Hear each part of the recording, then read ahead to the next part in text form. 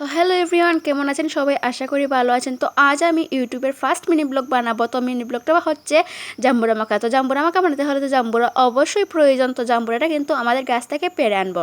আমাদের কিন্তু 3-4টা গাছ জাম্বুরার আছে। তো এখানে দেখো আমি পাটকেটটা একটু দেখে নিলাম, খুবই সুন্দর ছিল কেকটা। তো এখানে আমি জাম্বুরাটা পেড়ে এনেছি। আর আমাদের গাছের জাম্বুরা কিন্তু অনেক মিষ্টি হয়, খেতে দুর্দান্ত লাগে। তো একটা ছুরির সাহায্যে আমি জাম্বুরাটাকে কেটে নিচ্ছিলাম।